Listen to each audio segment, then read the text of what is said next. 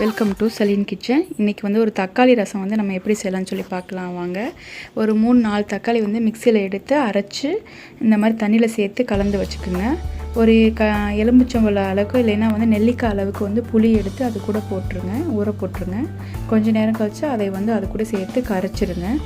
நல்லா கரைச்சிட்டு அந்த சக்கையை வெளியே எடுத்ததுக்கப்புறம் தேவையான அளவுக்கு உப்பும் மஞ்சத்தூளும் போட்டு சேர்த்து கலந்து வச்சுக்கோங்க. இப்போ ரசத்துக்கு தேவையானது என்னென்னு இடிக்கலான்னு சொல்லி வாங்க பார்க்கலாம்.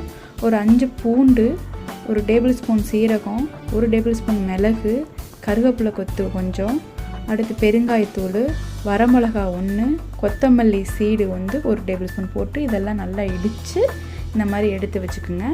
நீங்கள் வந்து ரொம்ப இடிக்கணும் அவசியம் இல்லை, ரஃப்பாக வந்து கொஞ்சம் இடித்தா போதும். பூண்டெல்லாம் ரொம்ப இடிப்பட வேண்டியதில்லை, 2-3 நல்லா உடஞ்சா போதும். அப்போ தான் அந்த ரசத்தில் கொதிக்கும் போதும் அந்த சுவை நல்லா இருக்கும். அது நமக்கு சாப்பிடும்போது பல்லுக்கு அடிப்பட போதும் நல்லாயிருக்கும். இந்த மாதிரி எடுத்துச்சுக்கோங்க. இப்போ இதில் கொஞ்சம் எண்ணெய் வந்து ஒரு 1/2 டேபிள் ஸ்பூன் வந்து சேர்த்துக்குங்க. இந்த ஸ்டேஜில் உப்பு எல்லாம் கரெக்டாக இருக்கான்னு செக் பண்ணிக்கோங்க. இப்போ வந்து நம்ம ஒரு பேனை வந்து தாளிக்கிறதுக்கு தேவையான அளவுக்கு எண்ணெய் ஊற்றிடலாம். எண்ணெய் கொஞ்சம் காஞ்சதுமே 1 டேபிள் ஸ்பூன் வந்து கடுகு போட்டுருவோம்.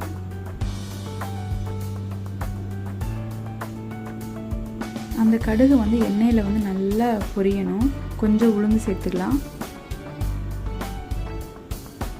இது ரெண்டுமே வந்து எண்ணெயில் நல்லா பொரிஞ்சதுக்கப்புறம் நம்ம ரசத்துக்கு எடுத்து வச்சுருக்க அதையும் சேர்த்து நம்ம எண்ணெயில் நல்லா வதக்கிடலாம். அந்த பச்சை வாசம் போகிற அளவுக்கு வதக்கிடுவோம். அது கொஞ்சம் நல்லா வதங்கினதுமே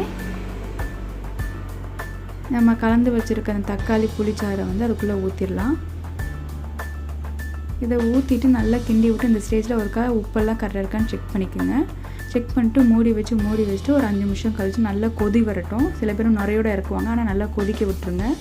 கொதிச்சதுக்கப்புறம் ஆஃப் பண்ணி வச்சுட்டு கொஞ்சம் ஆறுனதுக்கப்புறம் வேற ஒரு பாத்திரத்தில் செட் பண்ணிங்க. இது உங்களுக்கு பிடிச்சிருந்துச்சு அப்படின்னா உங்கள் ஃப்ரெண்ட்ஸ்க்கு ஷேர் பண்ணுங்கள், லைக் பண்ணுங்கள், கமெண்ட் பண்ணுங்கள். என்னோடய சேனலை சப்ஸ்கிரைப்